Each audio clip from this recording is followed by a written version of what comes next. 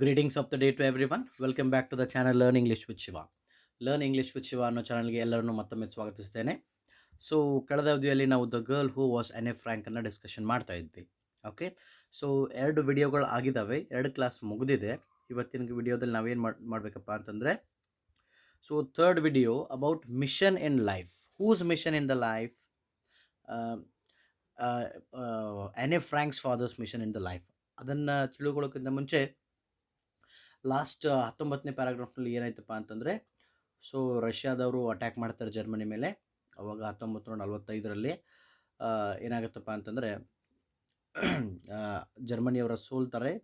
ಅವಾಗ ರಷ್ಯಾದವರು ಇವ್ರು ಯಾರ್ಯಾರನ್ನ ಏನೋ ಜೀವ್ಸ್ಗಳನ್ನ ಅಲ್ಲಿ ಹಾಕಿರ್ತಾರಲ್ಲ ಕಾನ್ಸಂಟ್ರೇಷನ್ ಕ್ಯಾಂಪಲ್ಲಿ, ಅವ್ರನ್ನೆಲ್ಲರನ್ನ ಬಿಡುಗಡೆ ಮಾಡ್ತಾರೆ.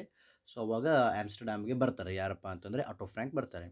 ಬಂದಾದಮೇಲೆ ಅವ್ರ ಲೈಫ್ ಹೆಂಗಿರುತ್ತೆ ನೋಡೋಣ. A few weeks after the Frank family had been arrested, Meave had boldly returned to the annex. A heap of papers lay on the floor. Meave recognized Annie's handwriting and decided to keep the diary but not to read it. So ಏನಾಯ್ತಪ್ಪ ಅಂತಂದರೆ, ನೀವು ನೋಡ್ತಿರ್ಬೋದು ಇಲ್ಲಿ last 19ನೇ ಪ್ಯಾರಾಗ್ರಾಫ್ನಾಗ ಏನಾಗಿತ್ತಪ್ಪ ಅಂದ್ರೆ, ಮೀಪ್ ಅನ್ನೋ farmer typist ಏನಿದ್ಲಲ್ಲ, ಆಕೆ ಬಂದು ಏನು ಮಾಡ್ತಾಳೆ, ನ್ಯೂಸ್ ಕೊಡ್ತಾಳೆ ಮತ್ತು ಡೈರಿಯನ್ನು ಕೊಡ್ತಾಳೆ ಅಂತ ಹೇಳಿದ್ವಿ ನಾವು. ಓಕೆ, ನೆಕ್ಸ್ಟ್ ಏನಾಗುತ್ತಪ್ಪ ಅಂತಂದರೆ, ಆಟೋ ಫ್ರ್ಯಾಂಕ್ ಫ್ಯಾಮಿಲಿ ಅರೆಸ್ಟ್ ಆಗ್ತೈತಲ್ಲ, ಅದಾದ ಒಂದು ಸ್ವಲ್ಪ ದಿವಸಕ್ಕೆ ಏನಾಗೈತಿ, ಆ ಮನೆಗೆ ಎನೆಕ್ಸಿಗೆ ಮೀಪ್ ಹೋಗ್ತಾಳೆ. Okay, Miep had boldly return to the annexe. Then heap of papers lie on the floor. Heap ಅಂದರೆ ಒಂದು ರಾಶಿಗಟ್ಟಲೆ ಪೇಪರು ಅಲ್ಲೇ ಬಿದ್ದಿತ್ತು. ಯಾಕೆ ಬಿದ್ದಿತ್ತಪ್ಪ ಅಂತಂದರೆ, ನಿಮಗೆ ನೋಡ್ರಿ ಎಲ್ಲ 15th ಪ್ಯಾರಾಗ್ರಾಫ್ ಒಳಗೆ ನಿಮ್ಗೆ ಏನು ಹೇಳಿದ್ನಪ್ಪ ಅಂತಂದರೆ, ಒಂದಿಷ್ಟು ಡಚ್ ಮತ್ತು ಜರ್ಮನ್ ಪೊಲೀಸ್ ನಾಜೀಸ್ ಬಂದಾಗ ಅವ್ರು ಏನು ಮಾಡಿದ್ರಪ್ಪ ಅಂತಂದರೆ, ಅವ್ರ ಕಡೆ ಇದ್ದಂಥ ಹಣ ಮತ್ತು ಜಿವೆಲ್ಸ್ ಮ್ಯಾನ್ ಮನಿಯನ್ನು ಏನು ಮಾಡಿದರು, ದೋಚ್ಕೊಂಡಿದ್ರು. ಅವುಗಳನ್ನು ತೊಗೊಂಡು ಹೋಗೋಕೆ ಅವ್ರಿಗೆ ಪ್ಲೇಸ್ ಇದ್ದಿದ್ದಿಲ್ಲ. ಅದಕ್ಕೆ ಏನು ಮಾಡಿದ್ರು ಅವರು, ಒಂದು ಬ್ರೀಫ್ ಕೇಸ್ ಏನಿತ್ತಲ್ಲ, ಆ ಬ್ರೀಫ್ ಕೇಸಲ್ಲಿ ಏನಿತ್ತು, ಮೊದಲು ಆ್ಯನೆ ಫ್ರ್ಯಾಂಕ್ಸ್ ಡೈರೀಸ್ ಇದ್ವು. ಅದನ್ನೆಲ್ಲ ನೆಲಕ್ಕೆ ಒಗೆದು ಹೋಗಿದ್ರಲ್ಲ, ಅದನ್ನು ಯಾರು ನೋಡ್ತಾರಪ್ಪ ಅಂತಂದರೆ, ಮೀಪ್ ಸ್ವಲ್ಪ ದಿನಗಳ ನಂತರ ಅಲ್ಲಿ ಬಂದಮೇಲೆ ನೋಡ್ತಾರೆ. ಅದನ್ನು Miep recognise Anne's handwriting and decided to keep the diary but not to read it. So ಅದಕ್ಕೆ ಏನು ಮಾಡ್ತಾಳಪ್ಪ ಅಂತಂದ್ರೆ, ಅವುಗಳನ್ನ ಇದು ಆ್ಯನೆ ಫ್ರ್ಯಾಂಕ್ ಬರೆದಿದ್ದೇ ಐತಿದು, ಸೊ ಅದನ್ನು ನಾವು ಇಟ್ಕೊಳ್ಳೋನು, ಹಾಳುವೇನೋ ಮತ್ತು ಓದೋದು ಬೇಡ ಅಂತಲೂ ಹೇಳ್ತಾಳೆ, ಓದಂಗಿಲ್ಲಕ್ಕೆ. Had she read it, she would have found detailed information on the help she and other people had given to the Frank family at the risk of their own lives. And she might well have decided to destroy the diary for reason safety.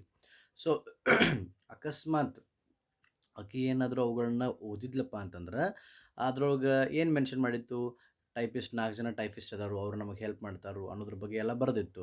ಅವುಗಳನ್ನ ಅಕಸ್ಮಾತ್ ಆಕೆ ಓದಿದ್ಲ ಅಂದ್ರೆ, ಆಕೆ ಲೈಫಿಗೆ, ಮೀಪ್ ಲೈಫಿಗೆ risk ಆಕೈತೆ ಅಂತೇಳಿ destroy ಮಾಡಿಬಿಟ್ಟಿರ್ತಿದ್ಲು. ಆಕೆ ಓದಿಲ್ಲ, ಅದರ ಸಂಬಂಧ ಉಳ್ಕೊಂತು ಸೇಫ್ಟಿಯಾಗಿ ಅಂತೇಳಿ. Okay, fine. So let us go to the 21st paragraph ನಾವು. It took Otto Frank many weeks to finish reading what his dead child had written. So Anne Frank ಬರೆದಿರುವಂಥದ್ದು ಓದಾಕ ಭಾಳಷ್ಟು ದಿನಗಳನ್ನ ತೊಗೊತಾನೆ ಆಟೋ ಫ್ರ್ಯಾಂಕ್, ಯಾಕಂದ್ರೆ ಭಾಳ ಬುಕ್ ಬರೆದಿದ್ಲಕ್ಕೆ. He broke down after every page. Broke down ಇದನ್ನು ಮಾರ್ಕ್ ಮಾಡಿರಿ, ಅಲ್ಲೇ ಬ್ರೋಕ್ಔಟ್ ಆಗಿತ್ತು. ಬ್ರೋಕ್ಔಟ್ ಅಂದರೆ ಯುದ್ಧ ಸ್ಟಾರ್ಟ್ ಆಗಿದ್ದು. ಬ್ರೋಕ್ ಡೌನ್ ಅಂದರೆ ಇಲ್ಲೇ ಅಳುವುದು. ಬ್ರೋಕ್ ಡೌನ್ ಅಂದರೆ ಏನ್ರಿ, ಅಳುವುದು. Okay, after every few pages, ಇದನ್ನ ಈ ಕ್ವಶನ್ ಬರುವಂಥ ಚಾನ್ಸ್ ಇದೆ. Broke down after every pages, ಪ್ರತಿ ಪೇಜ್ ಓದಿದಾಗೂ ಅವ್ನಿಗೆ ದುಃಖ ಆಗ್ತಿತ್ತು, ಮಗಳು ಈ ಥರ ಬರ್ದಾಳಲ್ಲ ಅಂತೇಳಿ. As his old mother was still alive, she had emigrated to Switzerland where other near relatives lived.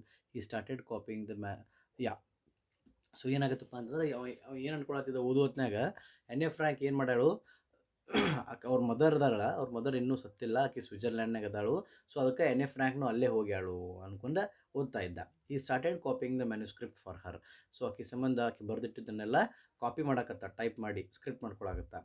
Some passages which he felt to be intimate or which might hurt other people's feeling were left out by him. So ಕೆಲವೊಂದಿಷ್ಟು ಭಾಳಷ್ಟು personal ಆಗಿರುವಂಥದ್ದು ಮತ್ತು ಕೆಲವೊಂದಿಷ್ಟು ಬೇರೆಯವರಿಗೆ ನೋವುಂಟು ಮಾಡ್ತವೆ ಅನ್ನುವಂಥ ಪ್ಯಾರಾಗ್ರಾಫ್ಗಳು ಏನು ಬರೆದಿದ್ಲಲ್ಲ, ಅವುಗಳನ್ನು ಅವನೇ ತೆಗೆದು ಹಾಕ್ತಾನೆ. The idea of publishing the diary did not enter his mind. So ಈ ಡೈರಿಯನ್ನು ಬುಕ್ ಮಾಡಬೇಕು ಅಂತೇಳಿ ಅವನ ತಲೆಯಾಗಿ ಬರಲೇ ಇಲ್ಲ. Okay, he gave one typed copy to a close friend who lent it to the professor of modern history. So ಅವ್ರ ಫ್ರೆಂಡಿಗೆ ಒಂದು ಓದಂತೇಳಿ ಕೊಟ್ಟಿರ್ತಾನೆ ಡೈರಿಯನ್ನು. ಸೊ ಅವ ಏನು ಮಾಡ್ತಾನೆ ಅವ್ರ ಫ್ರೆಂಡಪ್ಪ ಅಂದ್ರೆ ಒಬ್ಬ ಮಾಡರ್ನ್ ಹಿಸ್ಟ್ರಿ ಪ್ರೊಫೆಸರ್ ಇರ್ತಾನೋ ಅವ್ನ ಕೈ ಕೊಡ್ತಾನೆ. Next, much to Otto Frank's surprise, Otto ಫ್ರ್ಯಾಂಕಿಗೆ ಸರ್ಪ್ರೈಸ್ ನೀಡಬೇಕಂತೇಳಿ ಕೊಡಬೇಕಂತೇಳಿ ಆ ಹಿಸ್ಟ್ರಿ ಪ್ರೊಫೆಸರ್ ಏನು ಮಾಡ್ತಾನಪ್ಪ ಅಂತಂದ್ರೆ the professor devoted an article to it in a Dutch newspaper. ಇದ್ರ ಬಗ್ಗೆ ಅವೇನು ಮಾಡ್ತಾನಪ್ಪ ಅಂತಂದ್ರೆ ಒಂದು ಡಚ್ ನ್ಯೂಸ್ ಪೇಪರ್ನಲ್ಲಿ ಆರ್ಟಿಕಲ್ ಬರೀತಾನೆ. His friends now urged Otto Frank to have Anne's diary published as she herself had wished.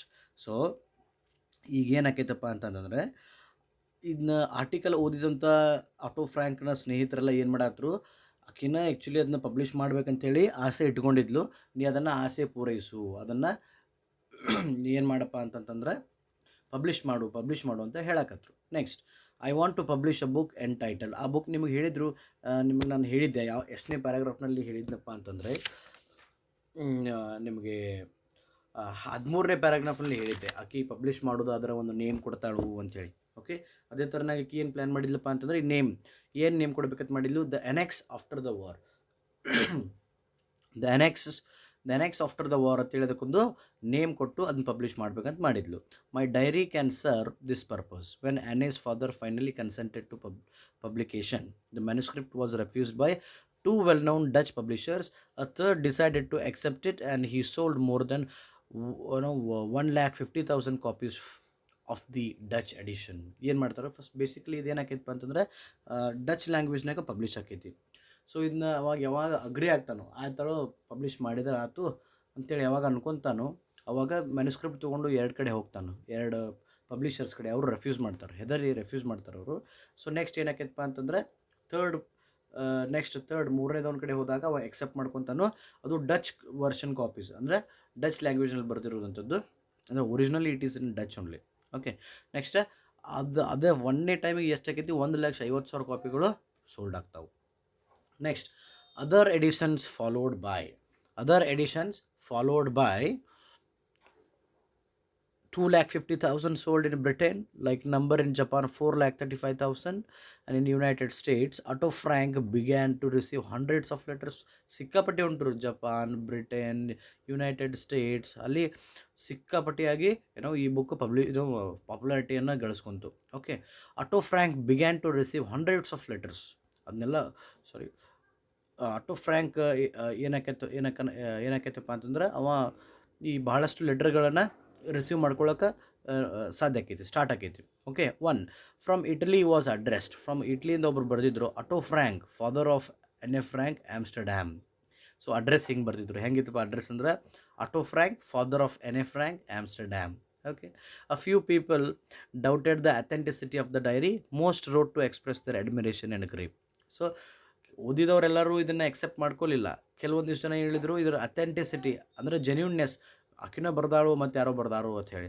Okay, but ಸ್ವಲ್ಪ ಜನ ಆ ಥರ ಮಾಡಿದರು. ಇನ್ನು ಉಳಿದವರೆಲ್ಲ ಏನು ಮಾಡಿದ್ರಪ್ಪ ಅಂತಂದರೆ ಅಡ್ಮಿರೇಷನ್, ಅವ್ರು ಬರ್ದಿದ್ದು ಎದಕ್ಕಪ್ಪ ಅಂದರೆ ಫಾರ್ ದೇರ್ ಅಡ್ಮಿರೇಷನ್, ಅವರು ಅದನ್ನು ಲೈಕ್ ಮಾಡಿದರು, ಅದಕ್ಕೋಸ್ಕರ ಅವರು ಲೆಟರ್ಗಳನ್ನ ಬರೆದಿದ್ರು ಮತ್ತು ಅವರು ದುಃಖವನ್ನು ವ್ಯಕ್ತಪಡಿಸುವುದಕ್ಕೆ ಬರೆದಿದ್ರು ಅವರು. Okay, and a girl of Anne's age poured their troubles.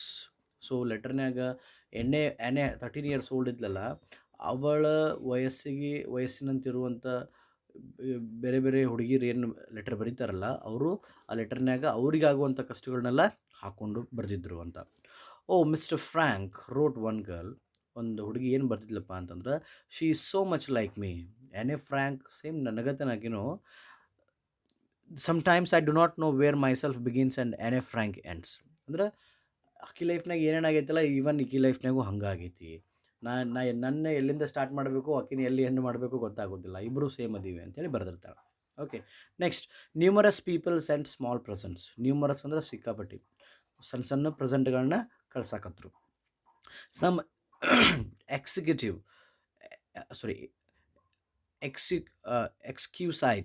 ಎಕ್ಸ್ಕ್ಯೂಸೈಟ್ ಅಂದರೆ ಇಡ್ರಿ ಡೆಲಿಕೇಟ್ ಎಕ್ಸ್ಕ್ಯೂಸೈಟ್ ಅಂದರೆ ಸಾಫ್ಟ್ ಅಂದಂಗೆ, ಡೆಲಿಕೇಟ್ ಅಂದಂಗೆ. Okay, dolls var made for him by Japanese girls. So ಕೆಲವೊಂದಿಷ್ಟು ಡಾಲ್ಗಳನ್ನ ಯಾರು ಮಾಡಿದ್ರಪ್ಪ ಅಂತಂದರೆ ಜಾಪನೀಸ್ ಗರ್ಲ್ಸ್ಗಳು ಮಾಡಿ ಆಟೋ ಫ್ರ್ಯಾಂಕ್ಗೆ ಕಳಿಸಿದ್ರು. A Dutch sculptress presented him with the statue of Anne. Dutch sculptress ಅಂದರೆ ಶಿಲ್ಪಕಾರಿ. ಓಕೆ, ಹೆಣ್ಣು ಮಗಳಿಗೆ ಶಿಲ್ಪಕಾರ ಏನು ಮಾಡಿದ್ಲಪ್ಪ ಅಂತಂದ್ರೆ ಒಂದು ಸ್ಟ್ಯಾಚ್ಯೂವನ್ನು ಮಾಡಿ ಕಳಿಸ್ಬಿಟ್ಟಿದ್ಲು. ಯಾರ್ದು? Anne Frank statue. Okay. On the birthdays of Anne and Margot flowers are arrived anonymously. ಅಂದ್ರೆ ಆನೆ ಫ್ರ್ಯಾಂಕ್ ಬರ್ತ್ಡೇ ಯಾವಾಗ ಇರ್ತಿತ್ತು ಮತ್ತು ಮಾರ್ಗಾಟ್ ಬರ್ತ್ಡೇ ಯಾವಾಗ ಇರ್ತಿತ್ತಲ್ಲ, ವಿದೌಟ್ ನೇಮ್ ಅನಾನಿಮಸ್ಲಿ ಏನಾಕಿತ್ತಪ್ಪ ಅಂತಂದ್ರೆ ಸಿಕ್ಕಾಪಟ್ಟೆ ಫ್ಲವರ್ಸ್ಗಳು ಇವ್ರ ಮನೆಗೆ ಬರ್ತಿದ್ವು ಅಂತ. So many letters poured in that Otto Frank was forced to retire from business. So ಏನಾಗಿದ್ದಪ್ಪ ಅಂದ್ರೆ ಭಾಳಷ್ಟು ಲೆಟರ್ಗಳಲ್ಲಿ ಏನು ಬರಲಾಗಿತ್ತಪ್ಪ ಅಂತಂದ್ರೆ ನೀವು ನಿಮ್ಮ ಜಾಬಿಂದ ರಿಟೈರ್ಡ್ ಆಗಿಬಿಡ್ರಿ. The care of his daughter's diary had become his passion. So ಇಲ್ಲಿ ಮಿಷನ್ ಇನ್ ದ ಲೈಫ್ ಅಂತ ಇದಲ್ಲ, ಮಿಷನ್ ಇನ್ ಲೈಫ್ ಏನು ಮಿಷನ್ ಆತ ಅವ್ನ ಲೈಫ್ನಾಗಪ್ಪ ಅಂತಂದ್ರೆ taking care of his daughter's diary only is became its passion. ಅವ್ನ ಕೆಲಸನ ಅದಾಗ ಹೋಗ್ಬಿಡ್ತು. Okay. Then all royalties were devoted to humanitarian cause which he felt would have been approved by NA. So all royalty ಏನು ಅದರಿಂದ ಬಂದಿರೋ ರೊಕ್ಕ ಏನು ಎಲ್ಲನೂ ಏನು ಮಾಡಿದಪ್ಪ ಅಂದ್ರೆ ಹ್ಯುಮ್ಯಾನಿಟೇರಿಯನ್ ಕಾಸಸ್ ಅಂದ್ರೆ ಮಾನವ ಜನಾಂಗಕ್ಕೆ ಒಳ್ಳೆ ಮಾಡೋದಕ್ಕೆ ಬಳಸ್ಕೊಳ್ಳೋಕೆ ಸ್ಟಾರ್ಟ್ ಮಾಡಿಬಿಟ್ಟವ. ಅದನ್ನ ತೊಗೊಂಡು ಆರಾಮ್ ಲಕ್ಸುರಿಯಸ್ ಲೈಫ್ ಲೀಡ್ ಮಾಡಲಿಲ್ಲ. ಕ್ಲಿಯರ್. ಸೊ ಅದನ್ನು ಆ್ಯಕ್ಚುಲಿ ಇವನ್ ಆನೆ ಫ್ರ್ಯಾಂಕ್ ಇದ್ದರು, ಆಕೆ ಕೂಡ ಏನು ಮಾಡ್ತಿದ್ಲು ಅದನ್ನು ಎಕ್ಸೆಪ್ಟ್ ಮಾಡ್ತಿದ್ಲಂತ. All letters were answered by him personally. ಯಾವುದೇ ಲೆಟರ್ ಬಂದ್ರೂ ಅದಕ್ಕೆ ಪರ್ಸ್ನಲಿ ಅವನೇ ರಿಪ್ಲೈ ಮಾಡ್ತಿದ್ದ. Every day new one sadly remind him of the losses he had suffered, but he felt that there was truth and consolation. Consolation ಅಂದರೆ comfort, solace or sympathy ಅಂತ ಹೇಳ್ಬೋದು. In what the headmistress of one England's largest school wrote to him. So ಏನು ಬರ್ದಿದ್ರಪ್ಪ ಅಂತಂದ್ರೆ ಪ್ರತಿದಿನ ಏನಾಕಿತ್ತು ಅಂದ್ರೆ ಒಂದಲ್ಲ ಒಂದು ಲೆಟರ್ ಬರ್ತಾ ಇತ್ತು. ಅವನ ಮಗಳನ್ನ ಅವ ಕಳ್ಕೊಂಡಿದ್ರದನ್ನು ಅವಂಗ ಮತ್ತೆ ಮತ್ತೆ ನೆನಪು ಮಾಡ್ತಾ ಇತ್ತು. ಅದ್ರ ಜೊತೆಗೆ ಅವ್ನು ಏನು ಮಾಡ್ತಿದ್ರಪ್ಪ, ಕನ್ಸೋಲೇಷನ್ ಹೇಳ್ತಿದ್ರು ಅವರು. ನಿನ್ನ ಮಗಳು ತೀರ್ಕೊಂಡಳ ಅಂತೇಳಿ ತಲೆ ಕೆಡ್ಸ್ಕೊಳಕ್ಕೆ ಹೋಗ್ಬೇಡ, ಅದೆಲ್ಲ ಲೈಫು ಹಂಗಂತ ಏನು ಹೇಳ್ತಾರಲ್ಲ, ಹಂಗೆ ಸೊಲೇಸ್ ಮಾಡ್ತಿದ್ರು. ನೆಕ್ಸ್ಟ್ ಅದು ಒಬ್ಬರು ಯಾರು ಇಂಗ್ಲೆಂಡ್ನ ಒಂದು ದೊಡ್ಡ ಸ್ಕೂಲ್ನ ಹೆಡ್ ಮಿಸ್ಟ್ರೆಸ್ ಏನು ಬರ್ತಿದ್ರಪ್ಪ ಅಂತಂತಂದ್ರೆ, it must be source of deep joy to you. ಅಂದರೆ ಇದನ್ನು ನೋಡಿದ್ರೆ ನಿನಗೆ ಭಾಳ ದುಃಖ ಆಗಬಹುದು. ಇನ್ ಆಲ್ ಯುವರ್ ಸಾರೋ, ನಿಮ್ಮ ಎಲ್ಲ ದುಃಖದಲ್ಲಿ, ಟು ನೋ ದ್ಯಾಟ್, ನೀವು ಅರ್ಥ ಮಾಡ್ಕೊರಿ ಇದನ್ನು, Anne's brief life is the deepest sense only just the beginning. So Anne life ಏನೈತಿಲ್ಲ ಇದು ಜಸ್ಟ್ ಬಿಗಿನಿಂಗ್ ಇತ್ತು, ನಾಟ್ ಎಂಡ್. ಯಾಕಂದ್ರೆ 13 ವರ್ಷದ ಹುಡುಗಿಪ್ಪ ಅಂತಂದ್ರೆ definitely it is just a beginning. Okay. ಇದನ್ನು ಕೇಳಿದ್ರೆ ನಿಮಗೆ ಭಾಳ ನೋವು ಆಗ್ಬೋದು ಅಂತೇಳಿ ಬರ್ದಿರ್ತಾರೆ.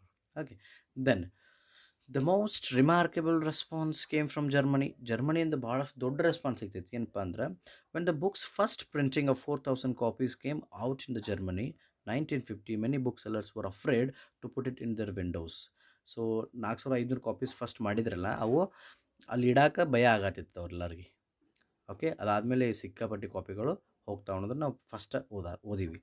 Okay. Next one is mass appeal.